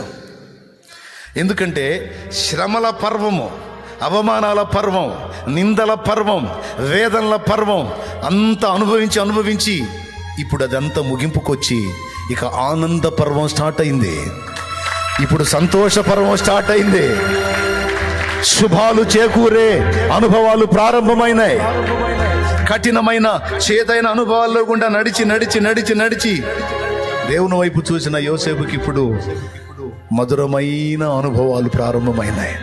ఒకటొకటిగా దేవుడు అన్ని యోసేపు ముందుకు తీసుకొస్తుంటే ఎంత ఆశ్చర్యం యోసేపుకి, ఎంత సంతోషం, ఎంత కన్నీరు. అంతవరకు చూడాలి ఐగుప్తీయులు అంత ఏడుపు ఆయన దగ్గర ఎప్పుడు కళకళలాడుతా హ్యాపీగా సంతోషంగా ఆలాజాలంగా ఉండి అనేక మందిని కదిలించే యోసేపు పసి బిడ్డలాగా ఏడుస్తుంటే ఏమైంది మా యజమానుడికి, ఎందుకు ఇంత ఏడుస్తున్నాడని ఆయన ఏడుపు చూసి వాళ్ళు ఏడ్చారు. ఎందుకురా మీరు ఏడుస్తున్నారంటే ఆయన ఏడుస్తున్నందుకు మేము ఏడుస్తున్నాం అంటే అంత కనెక్ట్ అయిపోయారు యోసేపు కాళ్ళు. తర్వాత ఒక చిన్న పని చేసి వాళ్ళని బెదిరించి భయపెట్టి వాళ్ళందరినీ నిలబెట్టి చివరికి తను బయలుపరుచుకుంటాడు. అన్నా నన్ను గుర్తుపట్టలేదా? నేనన్నా యోసేపుని అంటే వాళ్ళు భయపడి వెనక పరిగెత్తుతారు. వాళ్ళు ఏమనుకుంటున్నారు? ఐగుప్తుని ఏలుచున్నవాడు అనుకుంటున్నారు. కానీ అంతమందిని బ్రతికించడానికి దేవుడు ఆయన్ని ఆశీర్వదించి అనేక రకాల అనుభవాల్లో గుండా తీసుకెళ్ళి అక్కడ నిలబెట్టాడన్న సంగతి ఈ మ్యాటర్ అంతా వాళ్ళకి తెలియదు. ఆడు బానిస ఇప్పుడు చచ్చిపోయి ఉంటాడు అనుకున్నారు. కానీ ఇప్పుడు యోసేపు ఏమంటున్నాడు? నన్ను గుర్తుపట్టలేదా? రూబేనన్నా, నేనన్నా. వాళ్ళ పేర్లు పెట్టి పిలుస్తున్నాడు. షిమ్యోన్ అన్నా, దానన్నా, నఫ్సాలి అన్నా, ఇస్సాకార్ అన్నా. ఏనన్నా నన్ను గుర్తుపట్టలేదా? యోసేపు నాన్న. గడగడ వణకటం మొదలుపెట్టారు. ఎందుకు తెలుసా? 2 కారణాలు. 1, వాళ్ళు యోసేపుకు ద్రోహం చేశారు. 2, యోసేపు ఇప్పుడు తలుచుకుంటే వాళ్ళ తలకాయలు మొత్తం లేపగలుగుతాడు. వాళ్ళ తలకాయలు మొత్తం లేపగలుగుతాడు. షేక్ వచ్చింది, ఒక్కొక్కడు షేక్ మస్తాన్ అయిపోయాడు. దేవునికి స్తోత్రం కలుగును గాక. హల్లెలూయా. గడగడలాడిపోయారు. తలొంచి, సిగ్గుతో తలొంచి, నిజమేనా బాబు నువ్వు చెప్పు, నిజమేనన్నా? లేకపోతే నీ పేరు నాకెట్లా తెలుసన్నా? నేనన్నా యోసేపునన్నా, నానెట్లున్నాడన్నా అన్నాడు. సిగ్గుతో తలొంచుకొని ఎడంగా జరిగిపోతున్నారు ఒక్కొక్కళ్ళు. ఒకటి మొక్కలు ఒకళ్ళు చూసుకుంటున్నారు. వాళ్ళ మీద వాళ్ళకి అసహ్యం వేసింది. వాళ్ళు చేసిన పనులకు వాళ్ళ మీద వాళ్ళకే అసహ్యం వేసి వాళ్ళు ఏడుస్తా యోసేపుకి వెళ్ళి చూస్తున్నారు. అక్కడ మొక్కలు ఒకళ్ళు చూసుకొని తలదించుకుంటే ఇతని దగ్గరికి పోయి ఏమన్నా తెలుసా? అమ్మా, ఏమనుకుంటున్నారు? మీరేదో నాకు ద్రోహం చేశారనుకుంటున్నారా? కాదన్నా, అసలు స్టోరీ వేరుగా ఉంది. 7 ఏళ్ళు కఠిన కరువు రాబోతుంది కదా. ఈ కఠిన కరువులో మనందరం ఆహారం లేక చచ్చిపోయేవాళ్ళం. అందుకని అన్నా, దాదాపు 21 సంవత్సరం 22 సంవత్సరాల తర్వాత మనకు రాబోయే సమస్యకి 22 సంవత్సరాలకు ముందే దేవుడు జోక్యం చేసుకొని నన్ను ఇక్కడికి పంపించాడన్నా. అన్నా, మీరు నాకు కీడు చేయలేదన్నా. అన్నా, ఎందుకు బాధపడుతున్నారు? ఎందుకు దుఃఖపడుతున్నారు? మీరు నాకు అన్యాయం చేయలేదన్నా. మీరు కీడు చేసామనుకుంటున్నారు కదా, ఆ కీడును కూడా మన మంచి కోసమే వాడాడన్నా. మీరు అలా చేయకపోతే, నేను అక్కడే ఉంటే మొత్తం చచ్చిపోయేవాళ్ళం. ఇప్పుడు మీరు అలా చేయబట్టి నేను ఐగుప్తుకు వచ్చి, అక్కడి నుంచి ఇంకో ఇంటికి వచ్చి, అక్కడి నుంచి ఇట్లా వెళ్ళి ఇట్లా చేరి ఇక్కడ ఈ స్థాయికి వచ్చానన్నా అని వాళ్ళు చేసిన కీడు కూడా తనకు మేలే అని చెప్పి వాళ్ళని హత్తుకున్నాడు. ప్రియులారా, ఎందుకు ఈ విషయాలు చెప్తున్నానో తెలుసా? మన జీవితంలో దేవుడు అనుమతించే ప్రతి పరిస్థితి మనకి సేవే చేస్తుంది కానీ నష్టం చేయదు. హల్లెలూయా. సమస్తము మనకు సేవే చేస్తాయి కానీ నష్టం చేయవు. ఈ రహస్యాన్ని గుర్తుపట్టి దేవునికి కనెక్ట్ కావాలి. హల్లెలూయా. సౌలు చేత దుర్మార్గాలు జరగనిచ్చాడు. సౌలు క్రూరమైన హింస సంఘాన్ని పెడుతుంటే పెట్టనిచ్చాడు. ఒక్క మాట మాట్లాడితే ఉంటాడా మళ్ళీ సౌలు? పీస్ గాడు ఉదడకాడా? ఫరోని అతని సైన్యాలు మొత్తాన్ని నీట ముంచిన దేవుడికి, రోషం కలిగిన దేవుడికి ఒక్క మాట పలిగితే చాలు ముక్కలు ముక్కలు ముక్కలు ముక్కలు ముక్కలు లెక్కేసుకోవడానికి కూడా రాకుండా అయిపోయేవాడు సౌలు. కానీ మౌనంగా సహించాడు సౌలు. ఎందుకో తెలుసా? ఆ సౌలే భవిష్యత్తులో పౌలుగా మారబోతున్నాడు. సౌల్లో సంఘాన్ని హింసించే క్రూరుడే కాదు, సంఘాన్ని బలోపేతం చేయడానికి కావలసిన యోధుడు కూడా సౌల్లో ఉన్నాడన్న సంగతి ప్రభు గుర్తించాడు. ఈరోజు ఇక్కడ ఉన్నాళ్లలో బలహీనులుగా ఉండి మిమ్మల్ని మీరే నిందించుకుంటా, మిమ్మల్ని మీరే దూషించుకుంటా, నేను త్రాగుబోతుడిని, నేను తిరుగుబోతూ, నేను అలాగా, నేను ఇలాగని మిమ్మల్ని మీరు తృణీకరించుకుంటా ఉంటే నేను అంటున్నాను, దేవుని నామంలో నీలో సౌలు అనుభవాలే కాదు, నా తండ్రి నీలో పౌలు అనుభవాలు కూడా చూసి ఉన్నాడు. ఆయన నిన్ను ప్రేమిస్తున్నాడు. అందుకే ఎన్నిసార్లు ఎన్ని రకాల ఆపదలు వచ్చినా నీవు చావకుండా ఇంకా బ్రతికుండేటట్టు నిన్ను కాపాడుకుంటూ వచ్చాడు ఆయన. నీవు ఆయనను వెంబడించినా నిన్ను కాపాడాడు, వెంబడించకుండా విసర్జించి తిరిగినా నిన్ను పట్టుకునే ఉన్నాడు. పైకి కనబడుతున్న నీ కఠిన హృదయం లోపల దేవునికి కనెక్ట్ అయ్యి దేవుని కోసం బ్రతికే సున్నితమైన మనస్సుని దేవుడు చూస్తున్నాడు. దేవుడికి సమస్తము సేవ చేస్తాయి ప్రియులారా. ఆయన పిల్లలమైన మనకు కూడా సమస్తము సేవే చేస్తాయి. చెప్పండి, సమస్తము అసాధ్యమైనది, సమస్తము వరుసగా చెప్పండి. సమస్తము సమస్తము మనకి, సమస్తము సమకూడి కీడుక మేలుక, కీడులా కనపడేవి కూడా మేలుకే. ఈ ఆఫర్ అంతా ఎవరికి? దేవుని ప్రేమించిన వారికి, దేవుని నమ్మిన వారికి, దేవుని మీద ఆనుకున్న వాళ్ళకి.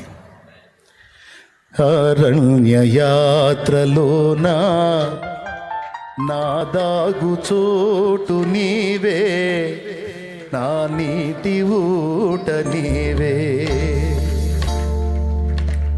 అరణ్య యాత్రలోన నా దాగు చోటు నీవే, నా నీటి ఊట నీవే. అతి కాంక్షణీయుడా ఆనుకొనెద నీ మీద, అతి కాంక్షణీయుడా ఆనుకొనెద నీ మీద. నా యేసు రాజా, నా ఆరాధ్య దైవమా, ఆరాధ్య దైవమా, నా స్తోత్ర గీతమా, నా స్తోత్ర గీతమా, ఆరాధ్య దైవమా. నా యేసు రాజా, రాజా, రాజా, రాజా, రాజా, రాజా. ఆమేన్. యేసు రాజా, రాజా, రాజా, స్తోత్రం. యేసు రాజా, రాజా, యేసు రాజా, రాజా, యేసు రాజా, రాజా, రాజా. స్తోత్రం. యేసు రాజా, రాజా, రాజా, యేసు రాజా. నీరఘ అశ్వముగా నీ త్యాగ బంధము నన్ను బంధించెనా. నీరఘ అశ్వముగా నీ త్యాగ బంధము నన్ను బంధించెనా. నీ ఆత్మ సారథిచే నన్ను నడిపించుమా, నీ ఆత్మ సారథిచే నన్ను నడిపించుమా. నా యేసు రాజా, రాజా, రాజా, రాజా, రాజా, రాజా, యేసు రాజా, రాజా, రాజా. ఆమేన్. యేసు రాజా, రాజా,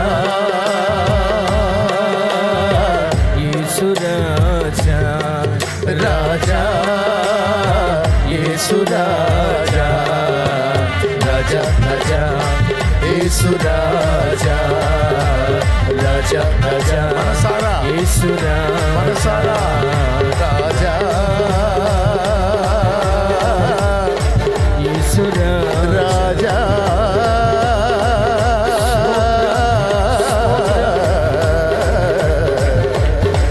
యేసు రాజా.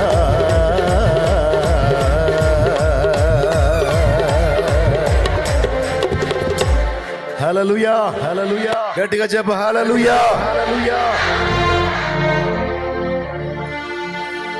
సమస్తము తన చేతుల్లో పెట్టుకొని ఉన్నాడు ఆయన. ఆయన యందు విశ్వాసం ఉంచిన నీకు అన్ని ముందే సిద్ధపరిచి ఉంచాడు. అందులో అవసరాన్ని బట్టి కొన్ని చేదైన అనుభవాలు ఉన్నాయి, అందులో అవసరాన్ని బట్టి కొన్ని మేలైన అనుభవాలు ఉన్నాయి.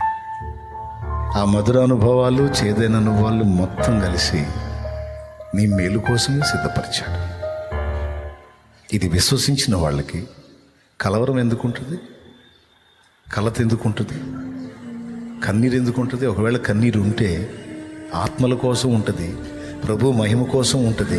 ఎదుటి వాళ్ళ జీవితాల్లో ఉన్న కష్టాలను బట్టి దుఃఖం కలగొచ్చేమో. కానీ నువ్వు పొందినటువంటి ఈ జీవము గల దేవుని సాహచర్యం పొందకుండా నశించిపోతున్న ఆ ప్రజలను చూసి కన్నీళ్ళు వస్తాయి. అయ్యో, నా దేవుని వీరు తెలుసుకుంటే ఎంత బాగుండో, నా దేవుని ప్రణాళికలోనికి వెళ్ళొస్తే ఎంత బాగుండో, నా దేవుని రెక్కల నీడలోనికి వీళ్ళొచ్చి వీళ్ళు కూడా నా ప్రభు మీద అనుకుంటే ఎంత బాగుండో, అయ్యో అని వారిని గూర్చి దుఃఖం కలిగిద్ది. కానీ నువ్వు ఎదుర్కొన్న ప్రతికూల పరిస్థితులను గురించి కలవరం, కలత, కన్నీళ్ళు నీ దరిచేరం.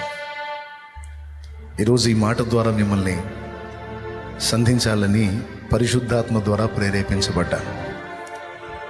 చాలా స్పష్టంగా ఈ విషయాలు మీకు అందించానని అనుకుంటున్నాను. ఈరోజు ఇక్కడ ఉన్న వాళ్ళల్లో, దూరంగా ఉన్న వాళ్ళల్లో, అటుపక్క ఉన్న వాళ్ళల్లో ఎవరైనా ఒకవేళ చేదైన అనుభవాల్లో, చేదైన జీవిత పరిస్థితుల్లో నేను నీతిగా బతికితే నాకేం ఒరిగింది, నేను మంచిగా ఉంటే నాకేం ఒరిగింది, నేను దేవుని కోసం నిజాయితీగా ఉంటే నాకేం ఒరిగింది, అందుకే నేను అన్ని నష్టాలు కష్టాలు పాలయ్యాను కనుకనే నేను ఇప్పుడు ఇట్లా తయారయ్యానని చెప్తున్న వారలారా, దేవుడు ఇంకా నిన్ను ప్రేమిస్తున్నాడు. కనీసం ఇప్పుడు మారు మనసు పొంది దేవుని వైపు తిరిగిన ఒక నూతన అధ్యాయాన్ని నీ జీవితంలో మొదలు పెట్టడానికి నా దేవుడు సిద్ధం.